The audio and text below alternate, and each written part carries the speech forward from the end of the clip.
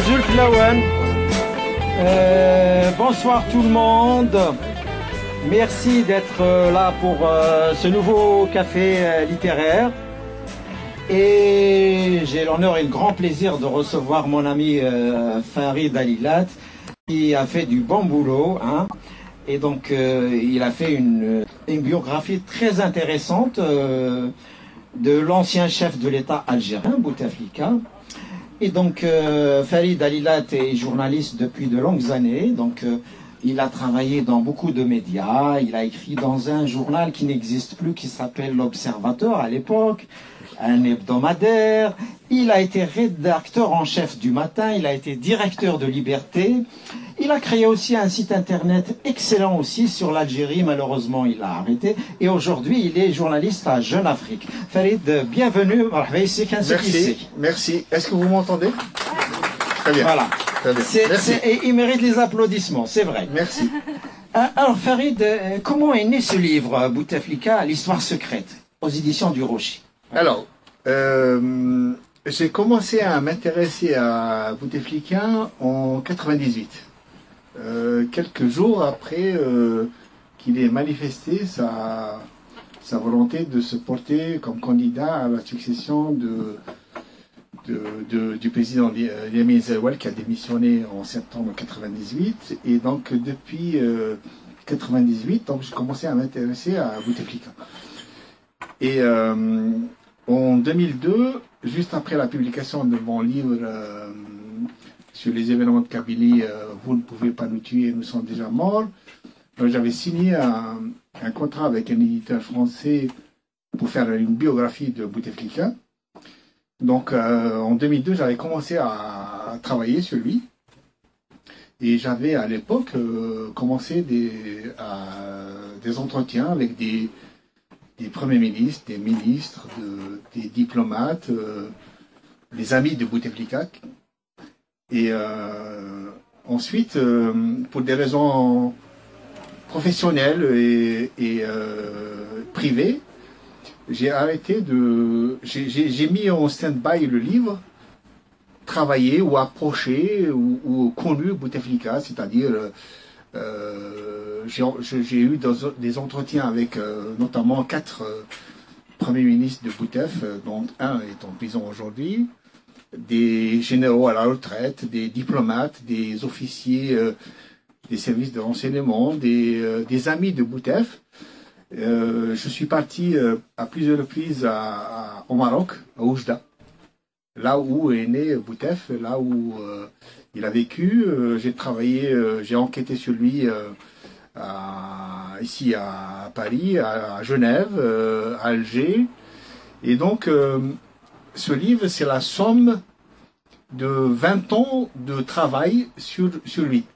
Dans le livre, tu commences par sa naissance au Maroc, mais bien avant cela, tu racontes aussi le père de Bouteflika, donc qui par, semble-t-il, misère, va au Maroc pour tenter de vivre une autre vie. Est-ce que c'est ça? De ce que moi j'ai eu comme au fil de mes investigations, j'ai découvert que, en fait, il est parti d'une région de Tlemcen, d'un village qui s'appelle Ain Hout, à 10 km de Tlemcen.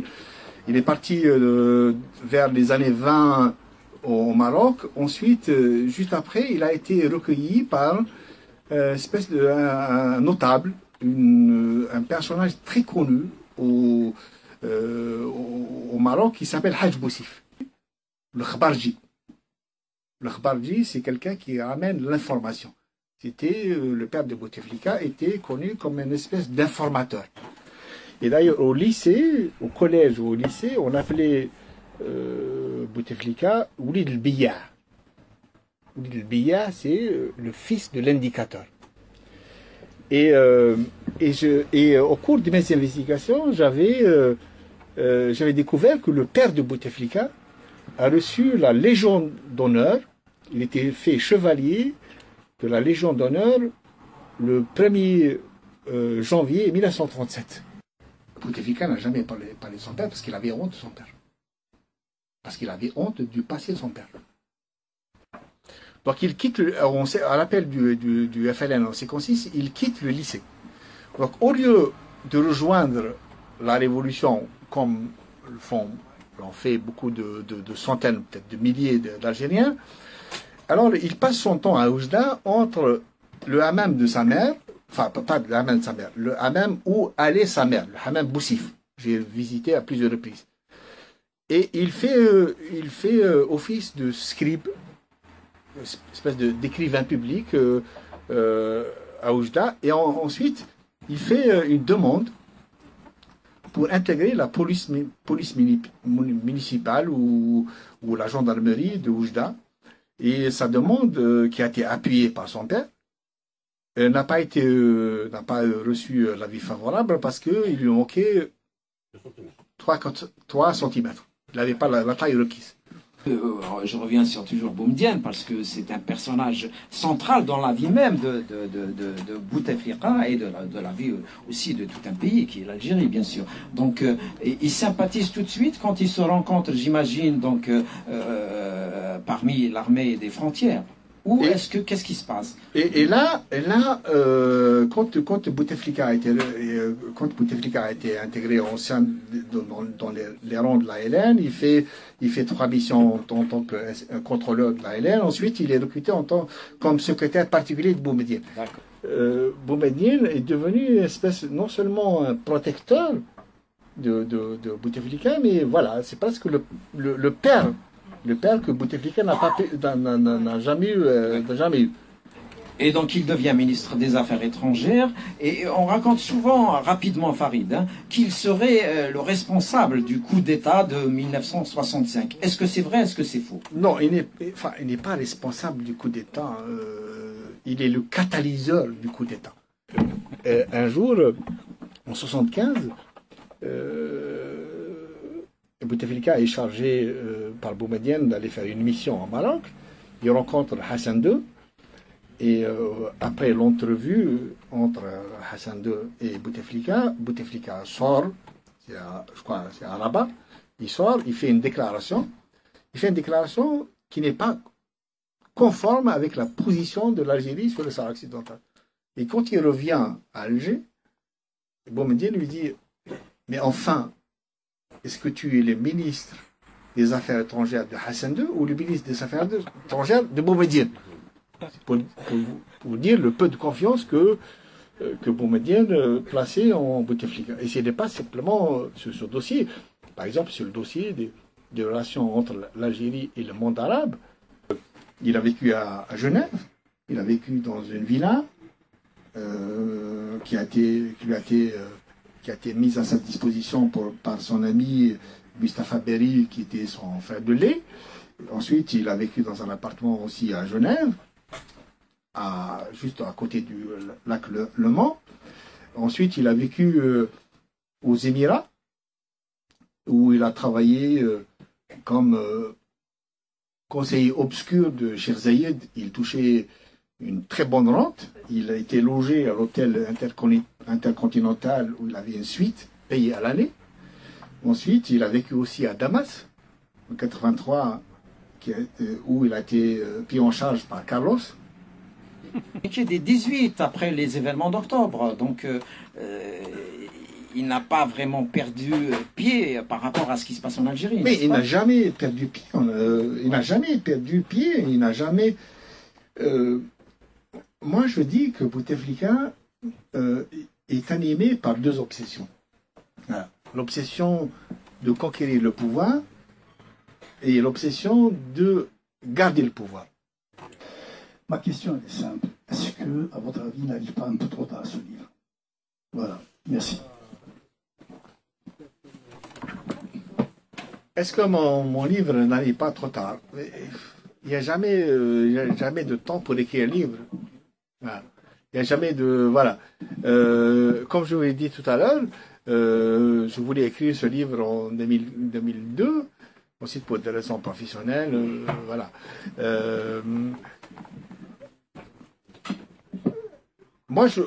que moi je regrette, c'est qu'il n'y a pas assez de livres sur Bouteflika, et pas simplement sur Bouteflika. Je regrette qu'il n'y ait pas de livres sur Boumedienne, sur Chenli, sur Zerouane, sur Ben Bella, sur la guerre, sur les 60 ans de l'histoire de l'Algérie. Il n'est jamais trop tard pour écrire un livre. Voilà. C'était de... Sur le livre de Benchigou, c'est ça? Non, il te dit les mauvaises langues vont dire que ton livre n'apporte rien puisque Benchiko, entre autres, a tout dit sur Bouteflika. Voilà. Je sais qu'ils n'ont même pas lu votre livre. Non, mais pas du tout, la preuve. Nous parlons d'un épisode qui n'est écrit nulle part, ni dans les journaux, ni dans les livres. Alors, déjà, il nous apporte ça, ne serait-ce que pour cela, c'est déjà un point important, alors qu'il y en a d'autres. Hein. Mohamed Benchiko, qui était mon responsable, avec qui j'ai travaillé en matin, a fait un excellent livre. Excellent livre. Bouteflika, l'imposture algérienne, était un excellent livre. Que je recommande à tout le monde de lire. Hein. Encore une fois, je ne suis pas là pour dire que mon livre est meilleur que tel autre livre. Il faut des livres sur Bouteflika.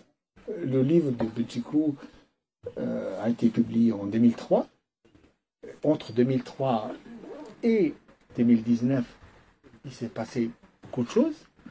Alors, l'épisode Mali, Abdelkader al-Mali. Alors, l'épisode d'Abdelkader al-Mali, d'abord, je voulais savoir pourquoi Bouteflika a pris le pseudonyme d'Abdelkader. Et je me suis, en posant la question à des amis alliés, je me suis rendu compte que le pseudonyme d'Abdelkader renvoie à Abdelkader, l'émir Abdelkader. Parce qu'il avait, je ne sais pas si c'est une admiration feinte ou sincère, mais il avait une admiration pour l'émir Abdelkader. D'où le pseudonyme d'Abdelkader al-Mali. Et un jour, il a dit à un de ses amis, que je ne vais pas citer, il a dit, l'Algérie a connu un seul grand homme, l'émir Abdelkader. Et moi, je lui ressemble un peu.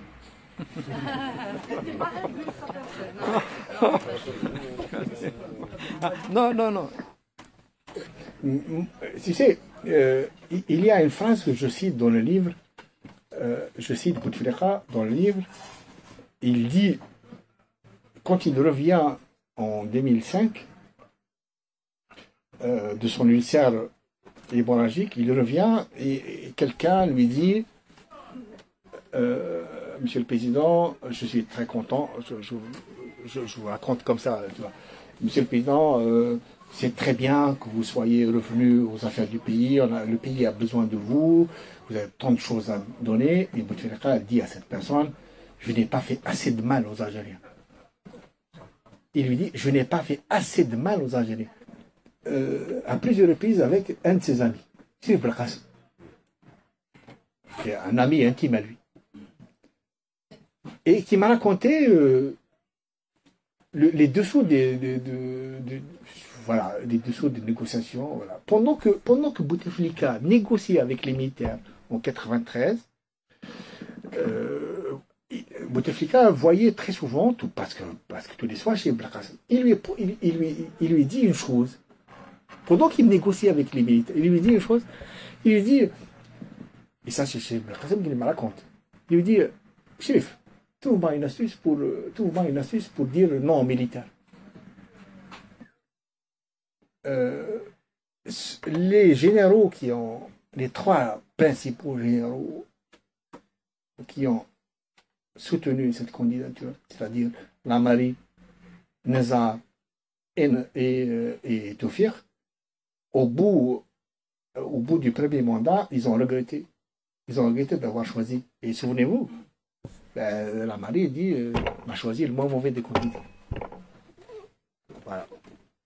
Tartag est en prison, Toufir est en prison, Saïd est en prison, le chef de la police, Hamel, est en prison, celui de la gendarmerie est en prison, deux de ses premiers ministres sont en prison, et je sais pas, une quinzaine de ses ministres sont en prison. Pourquoi Bouteflika n'est pas convoqué. Donc je l'ai interrogé, je lui ai dit, tu as rencontré le président déchu, il est comment? Il m'a dit, il est toujours à la résidence Zeralda. Il est toujours sur son fauteuil, il ne parle presque pas.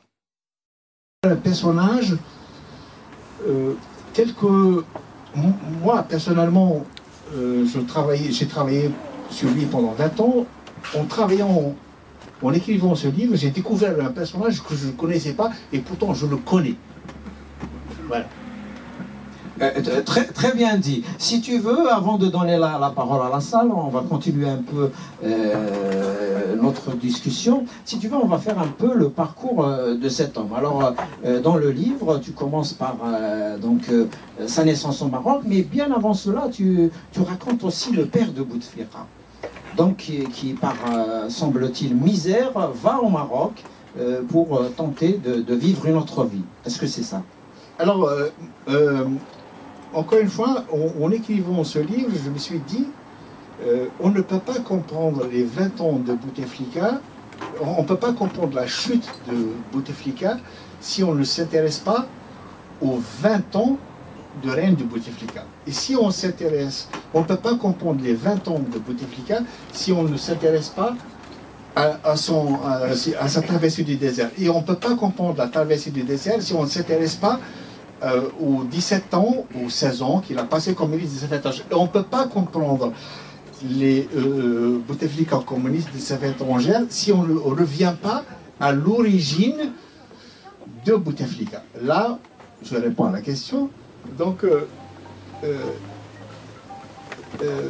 Bouteflika a été marqué, la vie de Bouteflika a été marquée par son enfance au Maroc. Et surtout par ce que tu viens de dire, par son père. Alors, le père de Bouteflika, de ce que moi j'ai eu comme au fil de mes investigations, j'ai découvert que, en fait, il est parti d'une région de Tlemcen, d'un village qui s'appelle Enhout, à 2 km de Tlemcen. Il est parti vers les années 20 au Maroc. Ensuite, juste après, il a été recueilli par une espèce de notable, un personnage très connu au Maroc qui s'appelle Hadj Boussif. Hadj Boussif, c'est une notabilité au Maroc. C'était le président de l'amicale des musulmans au Maroc, qui avait ses entrées au palais royal au Maroc, et qui avait comme ami personnel le maréchal Juin. Le maréchal Juin qui était résident permanent résident au Maroc de 1957 à 1947 et 1951. Et Hadj Boussif était un personnage qui recevait chez lui, dans sa maison, toutes les notabilités du Maroc, les membres des services de renseignement français. Et donc le père de Bouteflika travaillait comme une espèce de chargé de mission auprès de Hadj Boussif. Il était notamment chargé du Hammam Boussif, le fameux Hammam Boussif. Et il était aussi, le père de Bouteflika était connu comme une espèce d'informateur. D'ailleurs, on l'appelait le Khbarji. Le Khbarji, c'est quelqu'un qui ramène l'information. Le père de Bouteflika était connu comme une espèce d'informateur.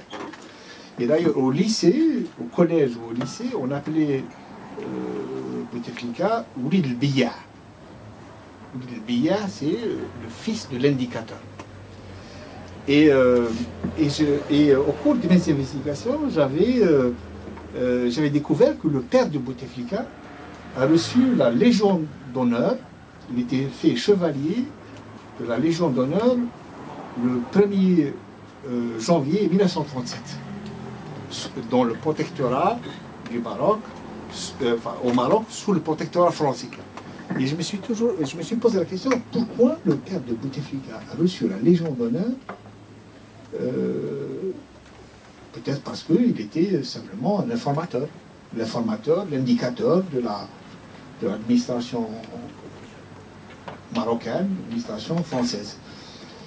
Et je me suis demandé pourquoi, parce qu'on entend, et je me suis demandé pourquoi Bouteflika n'a jamais parlé de son père. C'est-à-dire qu'il a effacé de son existence, l'existence de son père. Et je me suis rendu compte qu'il avait honte de parler de son père. Parce que son père était un indicateur. Son père était un informateur. Son père était un collaborateur. Et j'ai posé la question à des premiers ministres de Bouteflika, des ministres, des amis à lui, pourquoi Bouteflika ne vous a jamais parlé de son père? Est-ce que Bouteflika vous a parlé un jour de son père?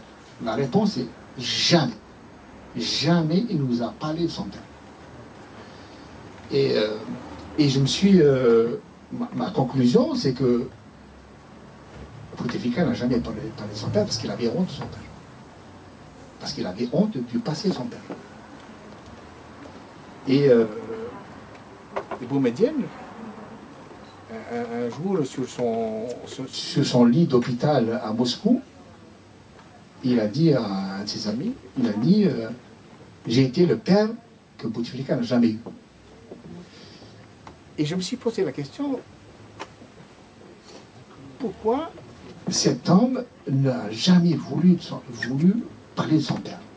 Et pourquoi cet homme s'est acharné à mettre... pourquoi il s'est acharné à avilir le FLN, l'ANN? C'est peut-être parce que c'est lié au passé de son père.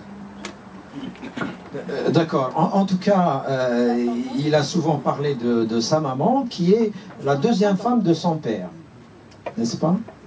Alors, le père de Bouteflika s'est marié une première fois au début des années 30 avec Al-Qaïd Rabia, avec laquelle il a eu 2 enfants, 2 filles. Ensuite, il s'est remarié avec Mansouria Razlaoui. Et la maman de Bouteflika, parce que son père était souvent absent, pour des raisons professionnelles, parce qu'il était occupé à gérer des affaires de Hadi Poussif, parce qu'il était absent très souvent absent pour aller s'occuper des affaires de Poussif dans le Maroc oriental. Donc la maman a servi de père de substitution. Donc c'est la maman qui a élevé les Bouteflika. Et Bouteflika avait eu une relation très très fusionnelle avec sa mère. Si bien que cette relation fusionnelle de maman à enfant s'est ensuite développée au fil des années jusqu'à ce que la maman devienne presque pas simplement une conseillère, mais une influenceuse. Elle a beaucoup influencé Bouteflika dans le choix de sa carrière et parfois dans le choix des hommes avec lesquels il a géré les affaires du pays. Très bien. Donc, tu avais dit il y a un instant que Boumedienne se considérait un peu comme son second père. Alors, comment est-ce que Bouteflika a rencontré Boukhrouba Mohamed? Alors, il le rencontre... vers les années...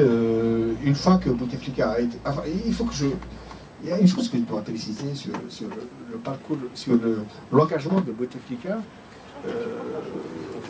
pour la Révolution. Ouais. Donc il y a une chose que je dois préciser, mais il ne faut pas que je spoil le livre. Ben oui, ouais, voilà.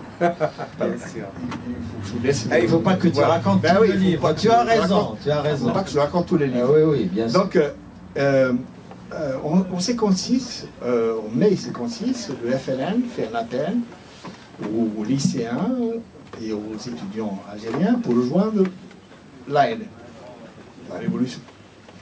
Donc, Bouteflika ne répond pas tout de suite à l'appel du FLN. Qu'est-ce qu'il fait? il quitte le lycée. Je dois préciser une chose, c'est que Bouteflika était un brillant étudiant, enfin un brillant lycéen. Donc il quitte, à l'appel du FLN en 1956, il quitte le lycée. Donc au lieu de rejoindre la révolution, comme ont fait beaucoup de centaines, peut-être de milliers d'Algériens, alors il passe son temps à Oujda entre le hammam de sa mère, enfin pas le hammam de sa mère, le hammam où allait sa mère, le hammam Boussif. J'ai visité à plusieurs reprises. Et il fait office de scribe, une espèce d'écrivain public à Oujda, et ensuite il fait une demande pour intégrer la police municipale ou la gendarmerie de Oujda. Et sa demande, qui a été appuyée par son père, n'a pas reçu l'avis favorable parce qu'il lui manquait 3 cm. Il n'avait pas la taille requise.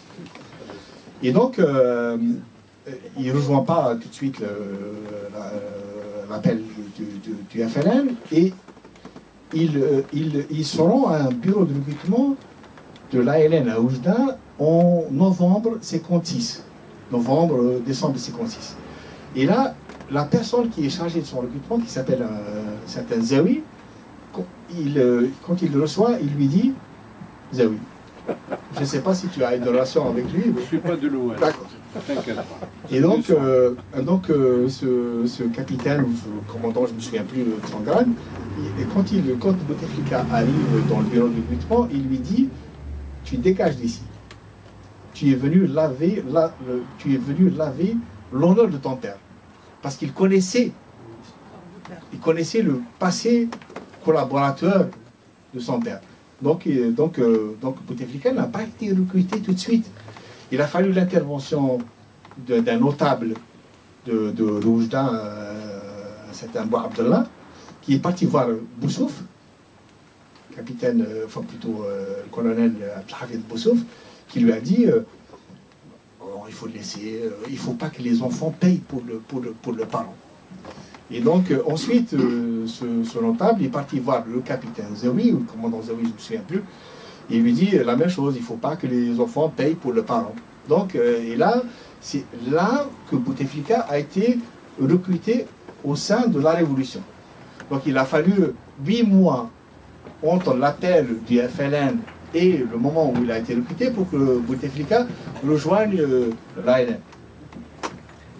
Et donc, je reviens sur toujours Boumedienne, parce que c'est un personnage central dans la vie même de Bouteflika et de la vie aussi de tout un pays, qui est l'Algérie, bien sûr. Donc, il sympathise tout de suite quand il se rencontre, j'imagine, donc parmi l'armée des frontières.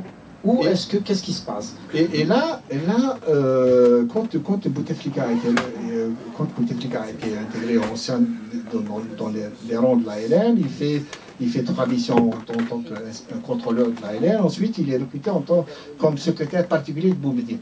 Et là, tout de suite, Boumediene le prend sous son aile. Et il y a une espèce d'affection, de protection, d'affection entre Boumediene et Bouteflika, si bien qu'il s'est développé entre Bouteflika et Boumediene une relation parentale qui s'est développée au fil des années. Et donc, Boumediene est devenu une espèce, non seulement un protecteur de Bouteflika, mais voilà, c'est parce que le père que Bouteflika n'a jamais eu. Et cette relation entre Boumediene et Bouteflika s'est développée au fil des ans, en tant que d'abord pendant la guerre de libération, ensuite en tant que ministre des Affaires étrangères. Très bien. Et effectivement, on ne va pas raconter tout le livre. Mais donc, le 9 septembre 1962, les armées de l'extérieur rentrent et prennent le pouvoir à Alger. Et c'est toujours eux qui ont le pouvoir jusqu'à aujourd'hui, après avoir donc tué plus de 1000 vrais maquisards. Est-ce que Bouteflika est rentré aussi, lui aussi, à Alger à ce moment-là? Oui, puisqu'il va devenir lui-même ministre. Oui, tout de suite. Il est rentré avec Boumedienne avec l'armée des frontières, avec Ben Bella,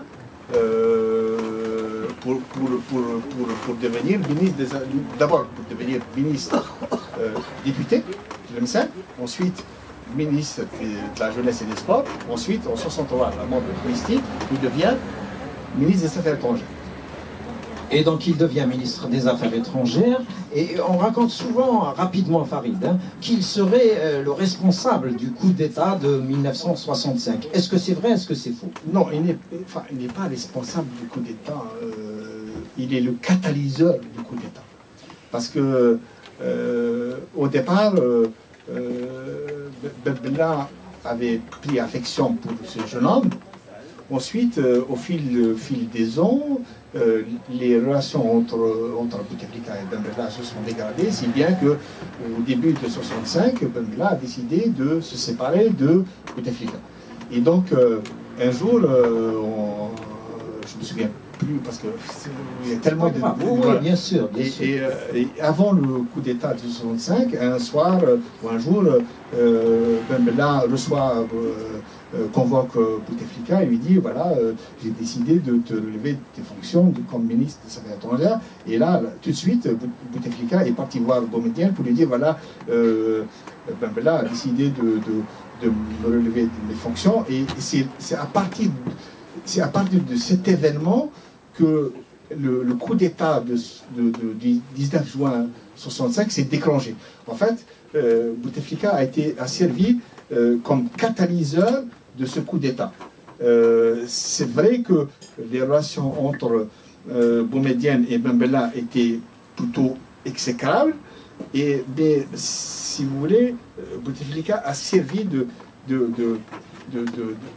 catalyseur pour déclencher ce coup d'État de juin 65. 19 juin 65, donc il y a un conseil de la Révolution qui va gérer le pays, et Bouteflika y fait partie, il est ministre des Affaires étrangères aussi.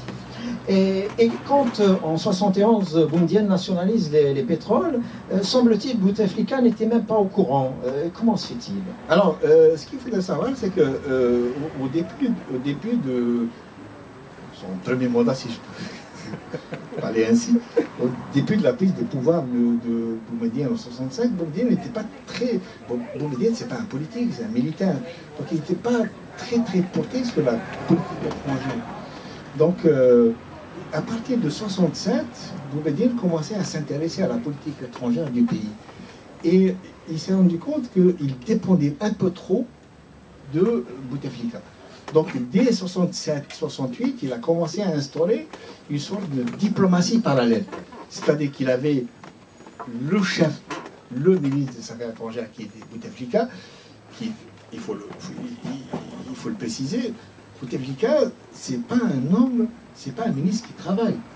C'est quelqu'un qui passait, comme ministre des Affaires étrangères, c'est quelqu'un qui passait son temps dans les soirées, il faisait souvent des escapades, aussi bien quand il était pendant la Révolution ou quand il était ministre des Affaires étrangères, il passait, il n'allait presque jamais dans son bureau. Il n'allait jamais dans son bureau. Il préférait recevoir ses collaborateurs qui étaient d'excellents diplomates. Il préférait les recevoir soit chez lui ou dans une annexe du ministère des Affaires étrangères. Donc c'est pas quelqu'un qui était réputé comme étant un travailleur. C'est pas quelqu'un qui lit les dossiers, c'est pas quelqu'un qui lit les notes. Tu vois. Mais par contre, il avait, ce que moi j'ai découvert sur Bouteflika comme ministre des Affaires étrangères ou comme président, il avait, pour moi, il avait deux avantages, ou deux qualités, ou deux aspects de la personnalité. Il avait une capacité de captation extraordinaire. C'est quoi une capacité de captation extraordinaire? C'est-à-dire que c'est quelqu'un qui est là, il écoute. Quand quelqu'un lui parle, lui parle de quelque chose, lui fait une note sur un livre ou lui raconte quelque chose, il le capte. Et ensuite, il l'intègre dans sa tête. Il peut le restituer après. Ensuite, la deuxième qualité de Bouteflika, c'est qu'il avait une mémoire phénoménale. Je pense que jusqu'à aujourd'hui, au jour où, là où je vous parle, il est capable de se remémorer des faits, des scènes qui peuvent dater de 30 ans, 40 ans, 50 ans. Et donc, il avait cette capacité de captation et de mémoire qui compensait son manque de travail et d'assiduité. Et donc, Boumedienne, il décide de mettre en place une espèce de diplomatie parallèle pour ne pas dépendre exclusivement des Bouteflika. Qu'est-ce qu'il fait? Il met en place des gens, des personnes en qui il a confiance, et à ces personnes, il confie des dossiers, notamment, par exemple, le dossier de la nationalisation des Carabines en 71, pardon, et par exemple, le dossier du Sahara occidental et des relations avec le Maroc, ce n'est pas Bouteflika qui l'a géré. Le dossier de relations entre le Maroc et l'Algérie, le dossier du Sahara occidental, ce sont principalement 3 personnes qui ont géré ce dossier. Qassim Belbah, qui était à l'époque chargé, responsable de la sécurité militaire, Talb Ibrahimi et Chérif Belkacem. Et donc sur le dossier du Sahara occidental et de relations avec le Maroc, Bouteflika a servi d'espèce de paravent. Et, encore une fois, je ne vais pas spolier le livre. Un jour, en 1975, Bouteflika est chargé par Boumedienne d'aller faire une mission au Maroc. Il rencontre Hassan II. Et après l'entrevue entre Hassan II et Bouteflika, Bouteflika sort, je crois c'est à Rabat, il sort, il fait une déclaration. Il fait une déclaration qui n'est pas conforme avec la position de l'Algérie sur le Sahara occidental. Et quand il revient à Alger, Boumedienne lui dit « Mais enfin, est-ce que tu es le ministre des Affaires étrangères de Hassan II ou le ministre des Affaires étrangères de Boumedienne ?» pour dire le peu de confiance que Boumedienne plaçait en Bouteflika. Et ce n'est pas simplement sur ce dossier. Par exemple, sur le dossier des relations entre l'Algérie et le monde arabe, c'est principalement Talb Ibrahimi, à l'époque, qui était ministre de l'information et de la culture, si je ne me trompe pas, qui était chargé de ce dossier. Et très souvent, pendant les sommets arabes, Bouteflika n'assistait pas aux sommets arabes. Et c'était Talb Ibrahimi qui officiait comme suppléant. Et très souvent, les ministres des Affaires étrangères, enfin les ministres des Affaires étrangères arabes, quand ils rencontraient Talb Ibrahimi, ils disaient mais enfin, pourquoi Bouteflika ne vient jamais assister à nos sommets? Est-ce qu'il nous boude? Est-ce qu'il nous méprise? Voilà, pour vous dire que Boumedienne ne faisait pas confiance à Bouteflika comme ministre des Affaires étrangères. Parce que il y a 2 images sur Bouteflika comme ministre des Affaires étrangères, il y a 2 images qui se télescopent. Vous avez l'image de Bouteflika comme le ministre algérien des Affaires étrangères, le brillant diplomate, le simion diplomate, le porte-parole de la diplomatie algérienne. Et en fait, ce n'est pas du tout, c'est juste une devanture. Boumedienne ne lui faisait pas confiance ni sur le Sahara occidental, ni sur les affaires arabes, ni sur les affaires africaines, ni sur les affaires étrangères. Et d'ailleurs, sur la politique vis-à-vis de la France, Boumedienne s'appuyait beaucoup plus sur l'ambassadeur d'Algérie, Mohamed Boujaoui, que sur Bouteflika. D'accord. Donc, Boumedienne meurt officiellement le 27 décembre 1978. Les observateurs internationaux pensaient que Bouteflika pouvait le remplacer, mais il n'a pas pu le remplacer. Bon, il a eu donc, à partir de ce moment-là, peut-être une année ou 2 après l'affaire de l'argent détourné, donc il a eu une traversée du désert. Alors, il a vécu en Suisse et donc il y a un libraire en Suisse qui a dit à l'hebdomadaire français Le Point que parmi les plus grandes préoccupations de Bouteflika à ce moment-là, quand il était en Suisse, c'est les études berbères. Est-ce que la famille de Bouteflika anciennement parlait le berbère parce que il y a un siècle, ces régions-là, contrairement à ce qu'on ne le sait pas aujourd'hui, parlaient toutes berbères à cette époque-là. Il y a un siècle, dans la ville de Nodroma par exemple, la langue dominante était le berbère. Est-ce qu'il y a quelque chose que tu peux nous dire à ce propos? Je ne sais absolument pas. Franchement, je ne sais absolument pas. Je ne sais pas si au niveau de la région de Nodroma, si on parlait berbère, absolument. Je dis bien, il y a un siècle. Il y a jusqu'à aujourd'hui beaucoup de familles qui parlent berbère, jusqu'à aujourd'hui. Mais les plus jeunes ont perdu la langue. C'est possible, c'est possible. Moi, franchement, c'est une question. Voilà, là, tu me poses une colle. Franchement, je ne sais pas si au niveau de notre norma on parle berbère ou non. Ce que moi je sais, c'est que Bouteflika a une. C'est pas du ressentiment vis-à-vis des berbères ou des kabyles. Il a. Je ne sais pas si c'est de la haine, mais il a une aversion pour les kabyles. Franchement. Je ne dis pas. Voilà. Franchement, il a une aversion vis-à-vis des kabyles. Et un jour, en plein conseil des ministres, on parlait d'un dossier concernant Issa Darbrad, l'homme d'affaires. Le patron du Sénégal, il a dit « Je ne veux pas d'un Berlusconi kabyle ». En parlant de Darbrad. Donc voilà, je ne sais pas, voilà, pour les origines, franchement... Pour rester dans le même domaine, est-ce que c'est vrai Abdelaziz Bouteflika a été le président d'honneur de la JSK?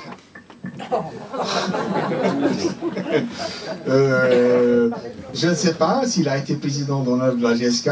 Je doute qu'il puisse être président d'honneur de la GSK.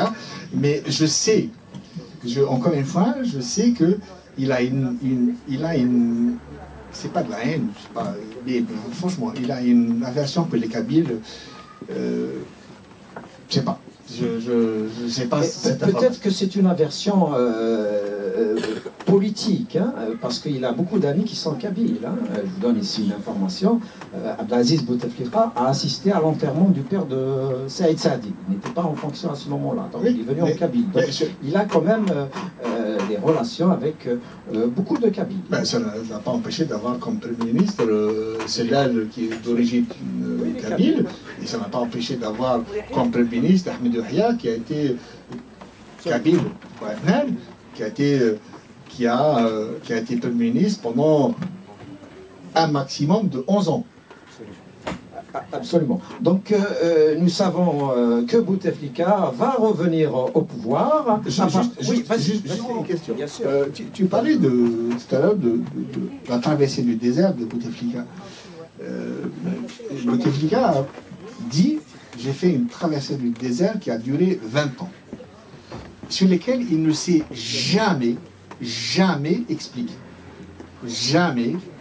Depuis son retour au pouvoir en 99, jamais Bouteflika ne s'est expliqué comment il a passé les 20 ans, c'est-à-dire entre le moment où il a été limogé de son poste de ministre des Affaires étrangères le 8 mars 1979, l'élection de Chebdi, et le moment où il est devenu président en 99, jamais il ne s'est expliqué sur cette traversée du désert. Et ça reste un mystère. Je peux vous poser la question, est-ce que vous savez ce que Bouteflika a fait pendant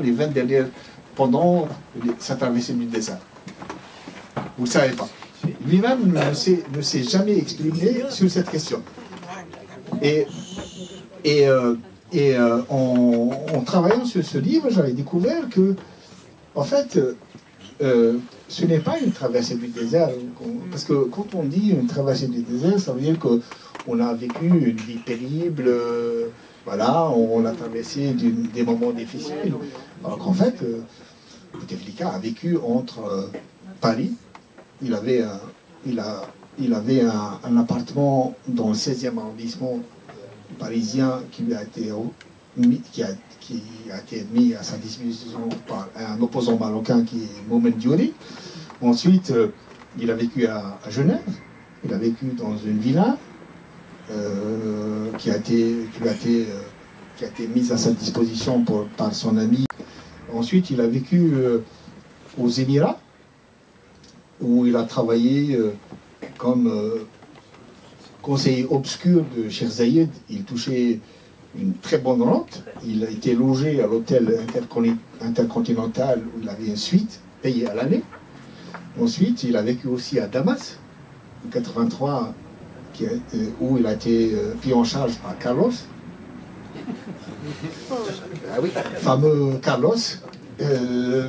Pour l'anecdote, j'ai des correspondances écrites avec Carlos.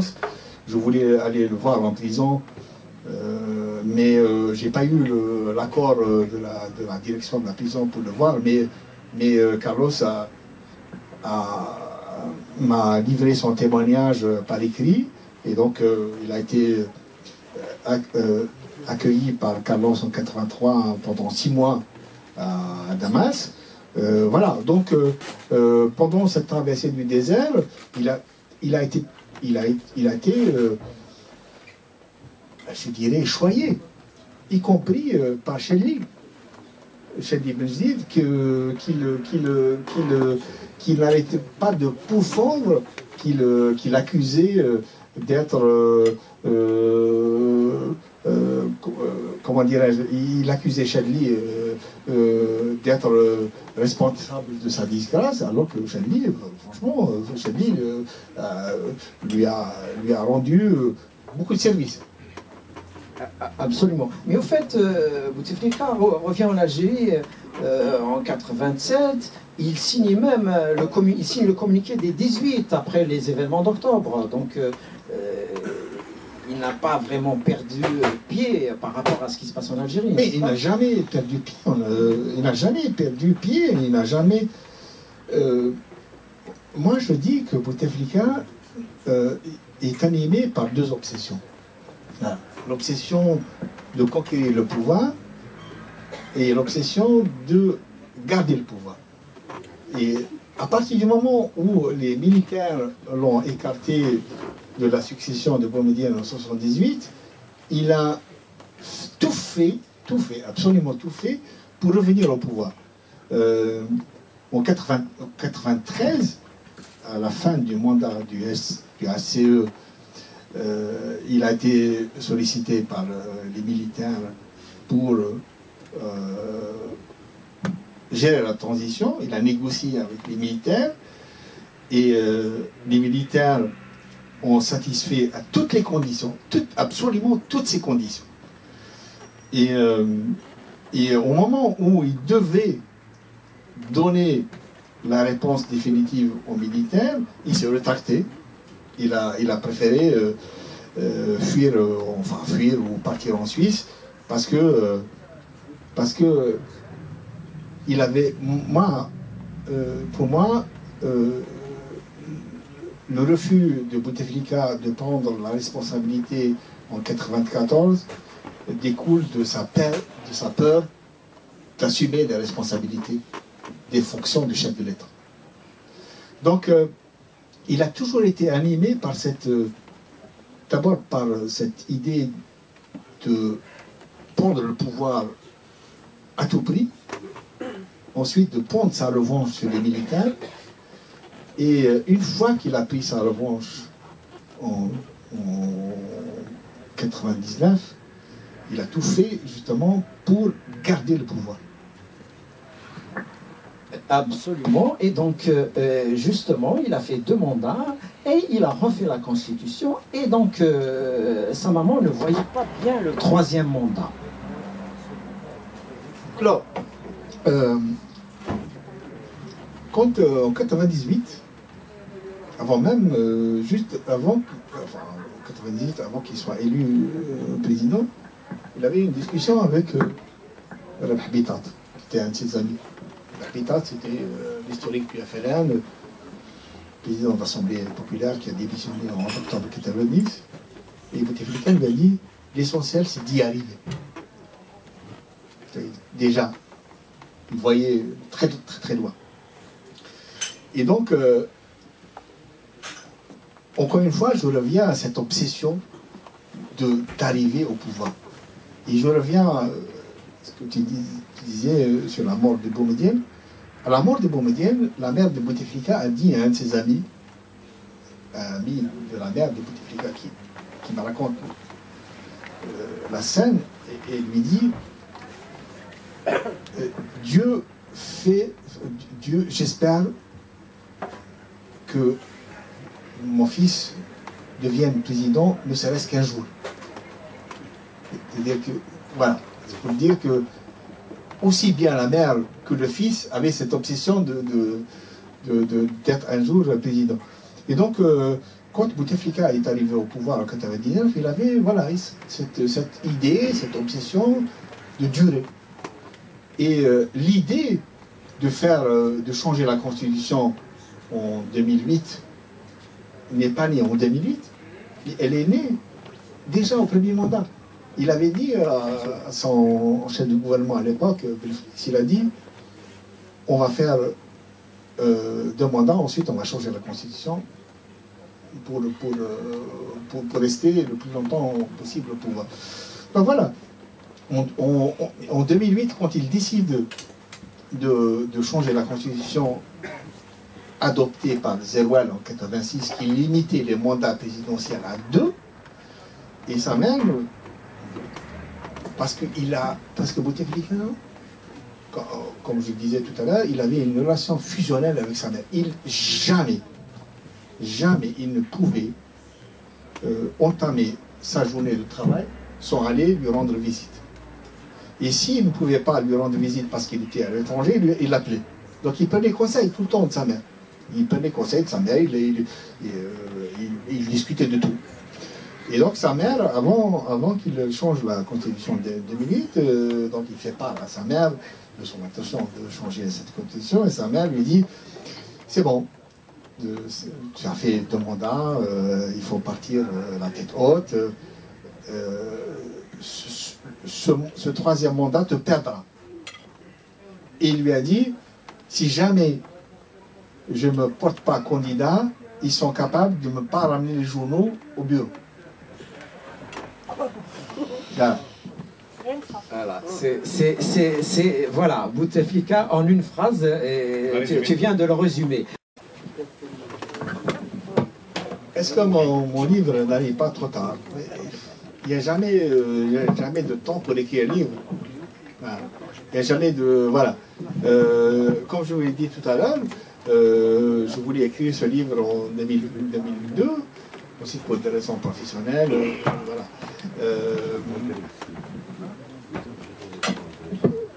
Moi, je regrette, c'est qu'il n'y a pas assez de livres sur Bouteflika, et pas simplement sur Bouteflika. Je regrette qu'il n'y ait pas de livres sur Boumedienne, sur Charlie, sur Zeroual, sur Ben Bella, sur la guerre, sur les 60 ans de l'histoire de l'Algérie. Il n'est jamais trop tard pour écrire un livre. Moi, je pense que je n'ai pas... en fait, si vous voulez, moi, j'ai commencé à écrire ce livre, le 27 juillet 2019 à 18h54. Voilà. J'ai commencé à travailler sur ce livre le 27 juillet dernier. Mais c'est un travail qui prend beaucoup de temps. Parce que c'est pas un livre qui s'intéresse aux 20 dernières années de Bouteflika. J'aurais pu me limiter aux 20 dernières années. Mais j'ai essayé de retracer la vie d'un personnage qui a traversé l'histoire de l'Algérie pendant les... Pas simplement les 60, mais même les 70 dernières années du pays. Donc voilà, il n'y a pas de bon timing. Peut-être oui, il y a un bon timing parce que le fait que ce président soit chassé par une révolution de rue pacifique, le fait qu'il ait connu une telle fin à laquelle il ne s'attendait jamais, fait que c'était le bon timing. Bon, oui, j'aurais pu peut-être attendre, j'aurais pu le faire il y a 10 ans, j'aurais pu le faire il y a 15 ans, j'aurais pu peut-être attendre encore un peu plus, mais je pense qu'il n'y a jamais de bon timing pour écrire un livre. Il faut écrire des livres. C'est ce que je dis à mes confrères algériens journalistes ou à des historiens. Il faut écrire parce que nous n'avons pas la culture de l'écrit en Algérie. Nous avons une culture de l'oral. Donc, nous n'avons pas une documentation écrite sur les événements.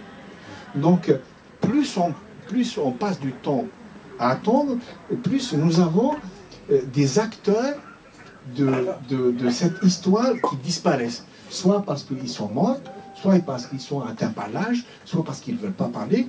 Et nous avons des ponts de l'histoire qui disparaissent. Donc il faut les documenter. C'est pas le livre sur Bouteflika, c'est un livre sur Bouteflika. Moi, je ne connaissais pas, et je vous ai dit tout à l'heure, j'ai été à plusieurs reprises à Oujda. Donc j'ai enquêté à Oujda sur Bouteflika en interrogeant, j'ai été même dans la maison de Bouteflika. J'ai interrogé des amis d'enfance, des connaissances à lui, des ministres à lui, des amis à lui, des premiers ministres, des officiers du service de renseignement algérien qui pouvaient connaître ce passé. Et donc je les ai interrogés sur le père de Bouteflika, mais personne n'avait cette information. Et je suis tombé par hasard sur ce document qui fait que le 1er janvier 1937, le père de Bouteflika a été, s'appelle Bouteflika Ahmed Mustafa, qui a été fait chevalier de la Légion d'honneur Wissam, l'Alaouite qu'on appelle à l'époque. Et ce n'est que très récemment que j'ai découvert ce document. Mais j'ajoute un complément d'information sur ça. Je disais tout à l'heure que le père de Bouteflika était employé par un notable de Oujda, le chef de l'amicale des musulmans algériens au Maroc, qui s'appelle Hadj Boussif, qui lui a reçu la décoration de commandeur de la Légion d'honneur en 1946 par le général de Gaulle. Ça explique un peu le parcours du père, mais moi je ne connaissais pas cet aspect. Je l'ai découvert vraiment en écrivant ce livre. Encore une fois, c'est peut-être ce qui explique le fait que Bouteflika n'a jamais voulu parler de son père, peut-être parce qu'il a eu honte du passé de son père. C'est peut-être ce qui explique que quand il s'est présenté devant le chef du bureau de recrutement du l'ANN, il lui a dit « Dégage d'ici, tu es venu laver l'honneur de ton père ». Et c'est peut-être ce qui explique le fait que Bouteflika n'a jamais voulu parler de son père. Je rajoute une chose. Bouteflika a une seule photo de son père. J'ai interrogé des gens très intimes, que je ne pouvais pas citer dans le livre, qui ont été chez lui, dans son appartement à El Biar. Donc j'ai demandé à ces personnes qu'ils me décrivent l'appartement. comment il est l'appartement. Décrivez-moi l'appartement de Bouteflika. Comment? Quelle chambre, où il habite, enfin, où il dort, où il... Et on m'a décrit la maison de tous les... Il y a une seule photo de lui, et je l'ai sur mon truc, il y a une seule photo de lui. Donc c'est comme si, voilà, c'est comme si Bouteflika a effacé de son existence ce père. Et c'est ce qui explique que Boumediene dise,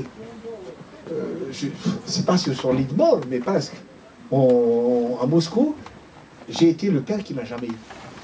Mohamed Benchiko, qui était mon responsable, avec qui j'ai travaillé en matin, a fait un excellent livre. Excellent livre. Bouteflika, l'imposture algérienne, était un excellent livre, que je recommande à tout le monde de lire. Encore une fois, je ne suis pas là pour dire que mon livre est meilleur que tel autre livre.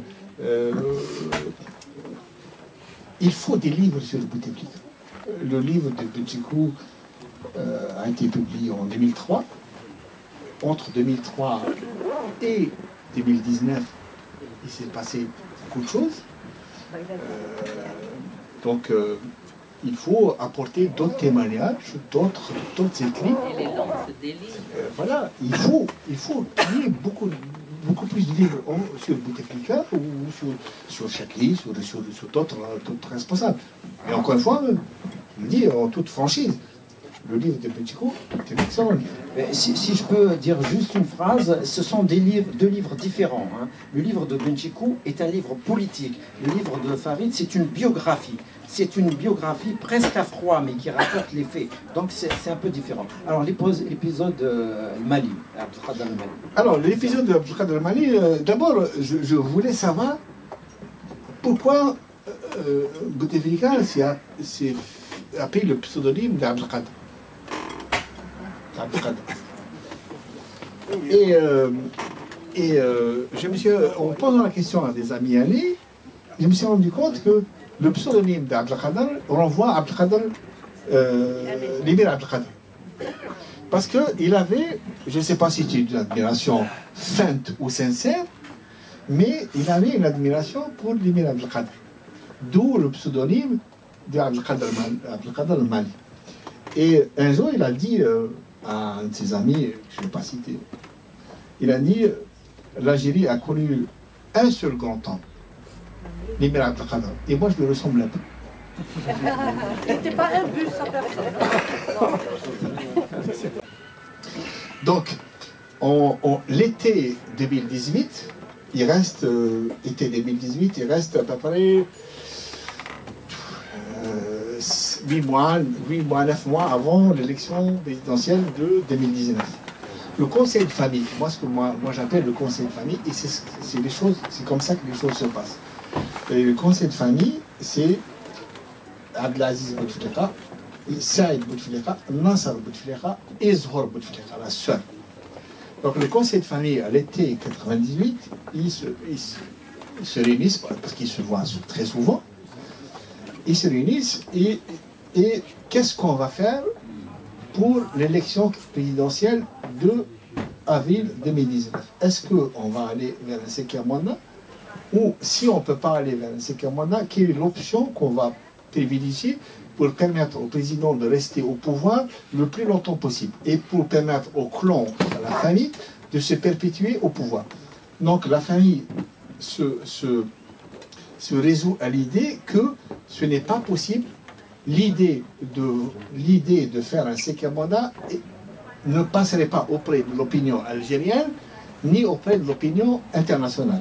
Donc là, Saïd commence à réfléchir comment garder le pouvoir sans passer par le cinquième mandat. Et là, encore une fois, je vais pas raconter le livre, mais là, il essaye de démarcher auprès de Mokri, Abdelrazak Mokri, parce qu'il n'a pas de contact avec lui, et il met presque 2 mois pour le convaincre de le voir par l'intermédiaire d'Amara Ben Younes, qui a le contact. Donc au mois d'octobre, Abdelrazak Moukri accepte de voir Saïd Bouteflika. Et là, il y a eu une première rencontre, et Saïd dit à Moukri, nous savons que l'option du 5e mandat ne peut pas passer auprès de l'opinion algérienne et auprès de l'opinion internationale. Le président est sorti, est entré par la grande porte, il faut qu'il soit par la grande porte. Donc, est-ce qu'il y a possibilité de prolonger, de trouver une période de transition? On va prolonger le 4e mandat de 2 ans, 3 ans, voilà. Et voilà. Donc, Moukri est chargé par Saïd Bouteflika de contacter l'opposition. Moukri va voir l'opposition, il va voir Bouteflika, il va voir Saïd Saadi, il va voir Djabla, il va voir d'autres personnes qui lui disent non, de toute façon, c'est flou, 4e mandat, prolonger 4e mandat, une période de transition, ouais, c'est flou. Et donc, au final, la famille se rend compte que le plan de prolonger le 4e mandat d'1 année, de 2 ans ou 3 ans, voilà, ne marche pas, d'autant plus que le chef d'état-major de l'époque, Ahmed Gaïsar, n'est pas du tout favorable à ça, qu'il était plutôt favorable à un 5e mandat. Donc l'option de prolonger le 4e mandat d'1 année ou de 2 ans avec une période de transition tombe à l'eau. Et là, il se résout. On revient à l'option du 5e mandat. Donc, d'où la candidature de Bouteflika à 5e mandat. Mais quelle que soit prolongation du 4e mandat, quels que soient les artifices que la famille voulait trouver ou cherchait à trouver, pour la famille, l'essentiel, c'est que Bouteflika meurt au pouvoir et que le clan, que Saïd, le clan qui est autour, puisse garder le pouvoir. Et la preuve, c'est que tous ceux qui étaient favorables ou à une prolongation du 4e mandat ou à un 5e mandat, sont aujourd'hui en prison. Moukri était un interlocuteur, simple interlocuteur. Il exerçait son droit son droit, son rôle d'interlocuteur, de responsable politique. Il n'avait pas le pouvoir d'engager des décisions, Moukri. Il a été consulté, Moukri a été consulté comme Bouteflika, comme Djabla, comme d'autres personnes. Je suppose que Boumediene est la personne qui connaît le mieux Bouteflika. Donc, je suppose qu'il ne lui fait pas confiance parce que, d'abord, compte tenu du passé du père de Bouteflika, compte tenu des relations que Bouteflika avait avec le Maroc, parce qu'il faut se dire une chose, c'est que Bouteflika, la première fois que Bouteflika a mis les pieds en Algérie, c'est en 58. C'est-à-dire qu'il avait 21 ans. C'est qu'il n'a jamais, au cours des 21 ans de sa vie, il n'a jamais mis les pieds en Algérie. Il a tout le temps vécu mal. Et à la limite, moi, il se considérait comme un sujet marocain. Et d'ailleurs, jusqu'à la mort de Hassan II, il n'a jamais, chaque anniversaire de Hassan II, il lui a envoyé un cadeau. Et je vais vous rappeler un épisode, je ne sais pas si vous vous souvenez. Est-ce que vous vous souvenez de l'enterrement de Hassan II en juillet 99? Je ne sais pas, peut-être que vous ne vous souvenez pas. En juillet 99, Hassan II décède, Bouteflika va au Maroc pour présenter les condoléances et assister aux obsèques. Et pendant que le cortège funéraire allait vers le cimetière, il y avait les deux enfants de Hassan II, et Bouteflika s'est approché du cercueil de Hassan II, il s'est agrippé au cercueil. Il avait la main posée sur le cercueil comme s'il perdait son père. Donc Boumedienne connaissait cette relation. Et il savait quelles étaient les relations entre... Il savait quelles étaient non seulement les relations entre Bouteflika et le palais royal, mais il connaissait les accointances, il connaissait les liens, parce que psychologiques de Bouteflika vis-à-vis donc il lui a jamais... je ne dirais pas qu'il lui a jamais fait confiance, je dis il a fait peu confiance. Tu vois, de toute façon, quand on choisit une photo, couverture d'un livre, elle est toujours sujette à un questionnement, à des critiques, voilà. Beaucoup de gens ont dit pourquoi tu n'as pas mis Bouteflika sur un fauteuil roulant, pourquoi tu n'as pas mis un gros plan, voilà, pourquoi tu n'as pas mis un gros plan, tu vois. Mais moi j'espère que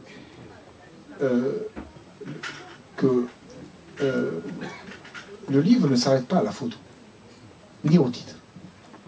Voilà. Voilà. J'espère qu'on ne se limite pas, voilà, au titre, au truc. J'aurais pu mettre une autre photo, voilà, Bouteflika sur un fauteuil roulant, j'aurais pu mettre Bouteflika gros plan, tu vois, j'aurais pu mettre autre chose, Bouteflika, histoire, roman d'une vie. Et d'ailleurs, au départ, je voulais écrire, je voulais intituler le livre, le roman d'une Bouteflika, un roman algérien. Et peu importe ce qu'on met sur la couverture.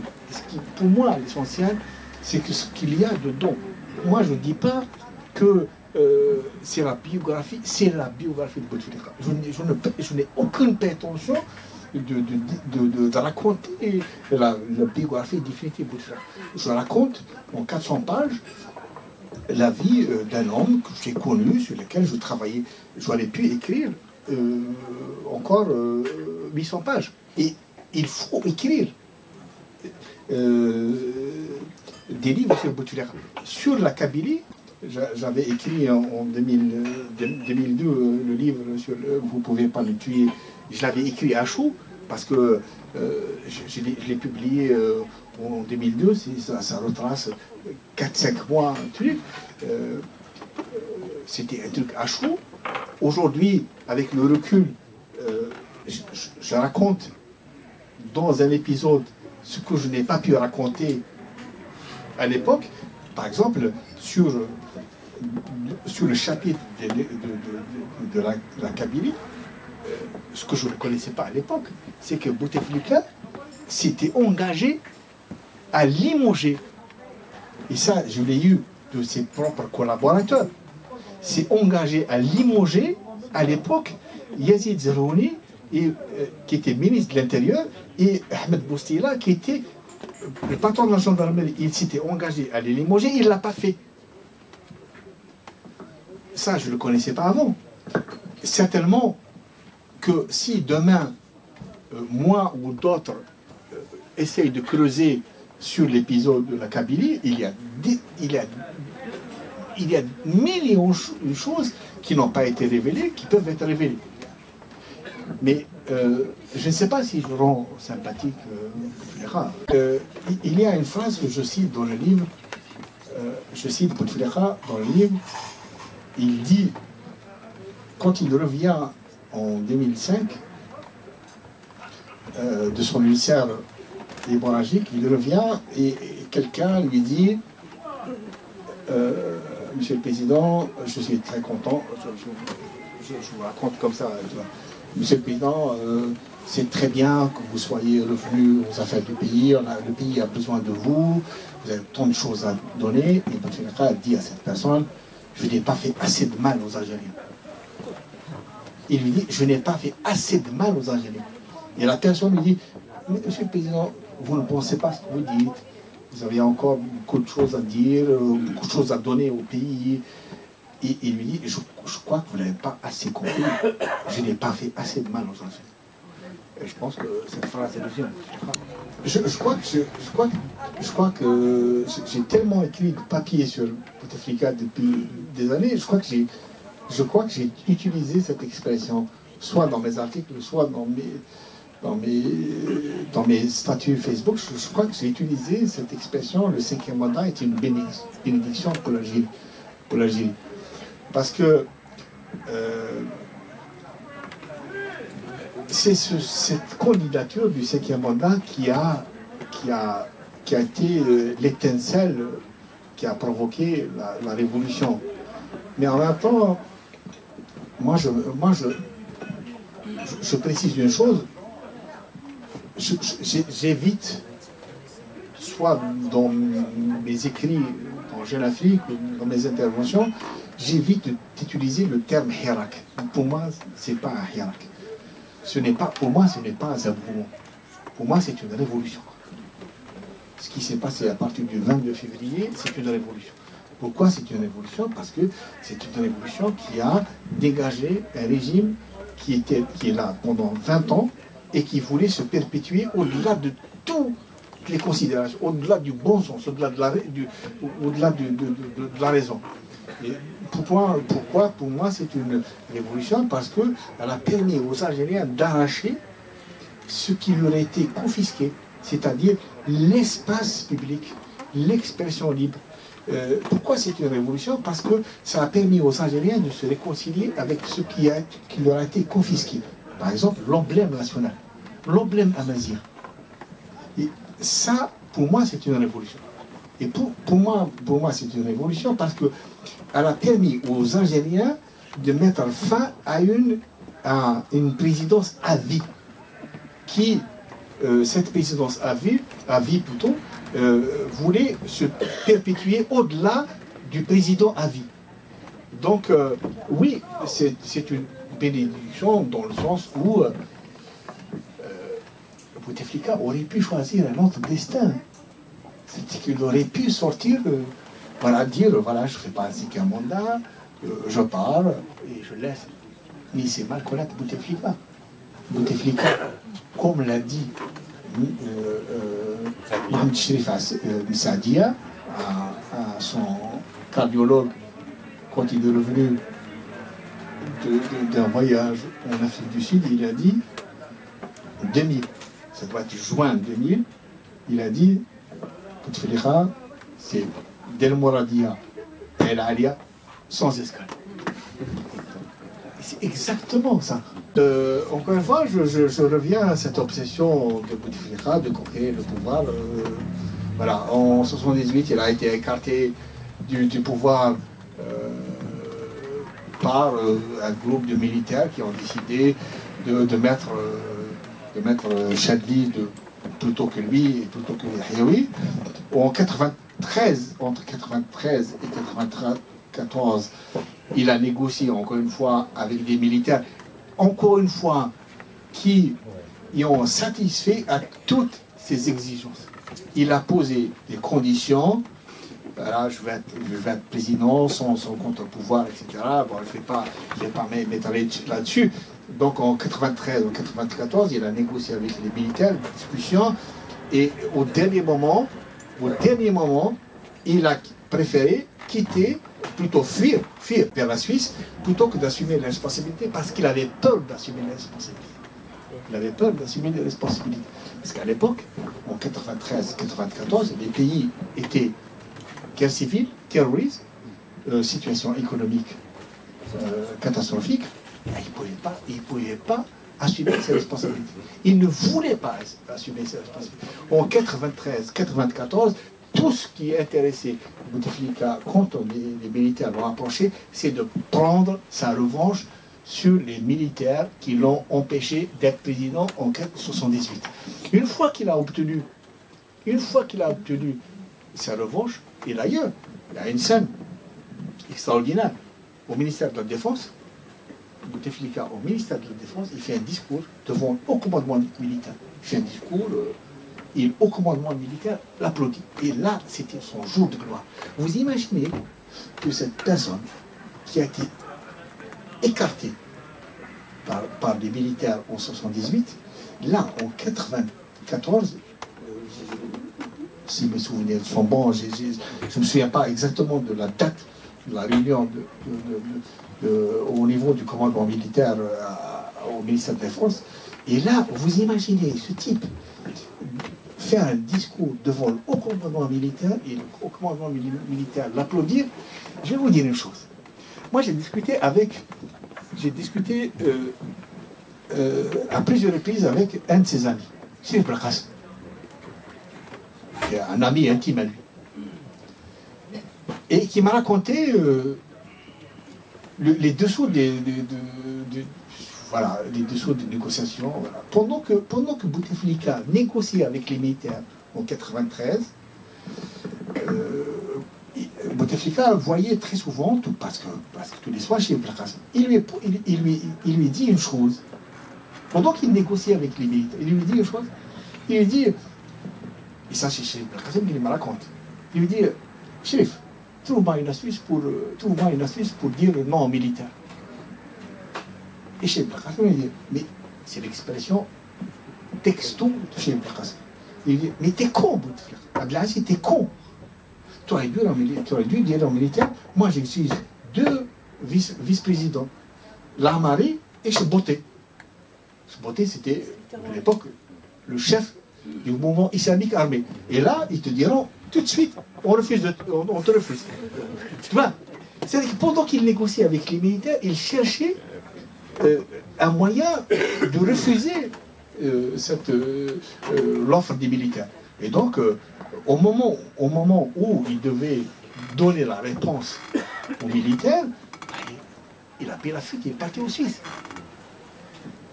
Donc, pour revenir à la question de 98, quand les militaires, quand Zeroual a décidé de démissionner, il y a un homme qui a servi d'intermédiaire, c'est l'armée Belkhair. L'armée Belkhair a servi d'intermédiaire entre... c'est pas d'intermédiaire, il a servi, je ne vais pas dire entremetteur, il a servi de chargé de mission pour Bouteflika. Et c'est lui qui a convaincu Lamari, général Lamari, c'est lui qui a convaincu Toufik, et c'est lui qui a convaincu Zar et d'autres responsables de parrainer Bouteflika. Et il a fallu presque un mois pour les convaincre. Mais j'ajoute une chose. Les généraux les trois principaux généraux qui ont soutenu cette candidature, c'est-à-dire Lamari, Nezar et Toufik, au bout du premier mandat, ils ont regretté d'avoir choisi. Et souvenez-vous, Lamari dit on a choisi le moins mauvais des candidats. Et un jour, Toufik a vu un général, je ne vais pas citer, a dit vous aviez raison, nous on s'est trompé sur lui, vous avez raison. Mais ça n'a pas empêché Toufik de le soutenir, Bouteflika pendant le deuxième mandat, en 2004, en 2009, en 2014, et ça n'a pas empêché aussi en 2019 de vouloir entreprendre une démarche pour maintenir Bouteflika au pouvoir. Tous les hommes qui ont accompagné Bouteflika, pas tous, presque tous les hommes qui ont accompagné Bouteflika pendant les 20 dernières années sont soit en prison, soit ailleurs. Voilà. Tartag est en prison, Toufik est en prison, Saad est en prison, le chef de la police, Hamel, est en prison, celui de la gendarmerie est en prison, deux premiers ministres sont en prison, et une quinzaine de ces ministres sont en prison. Pourquoi Bouteflika n'est pas convoqué? Je ne peux pas vous dire pourquoi.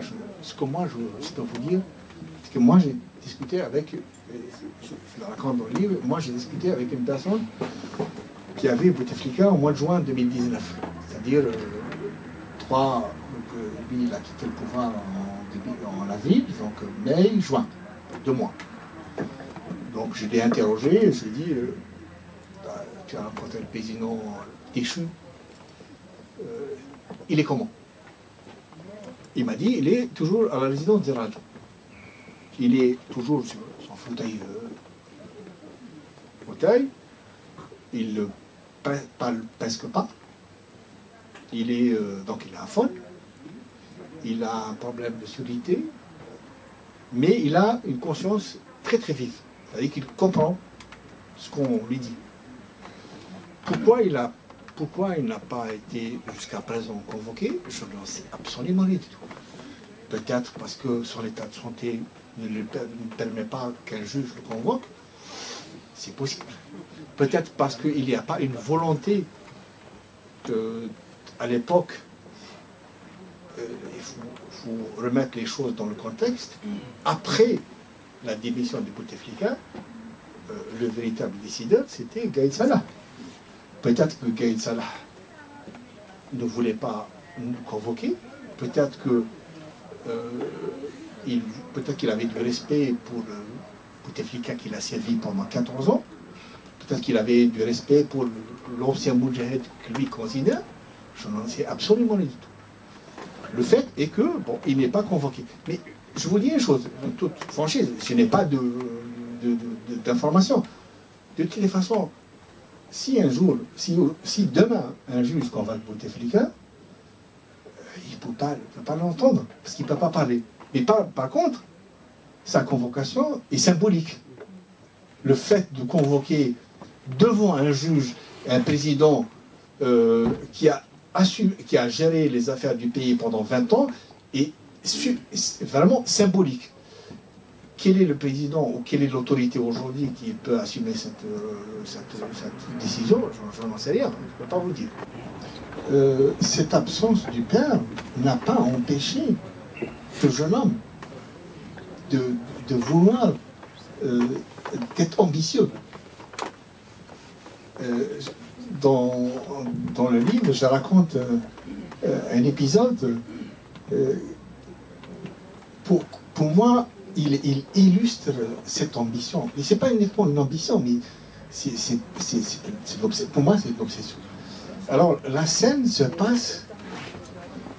J'ai pu restituer la scène parce que, en discutant avec des gens, la scène se passe le 25 janvier 1958. Bouteflika n'avait pas encore 21 ans. Il a été chargé d'une mission de contrôle en tant que contrôleur de l'armée. Donc il a été chargé d'une mission par Boussouf. Il va de Oujda vers Mascara et d'autres villes de l'Ouest. Et quand il termine sa mission, ils sont quatre inspecteurs, un contrôleur.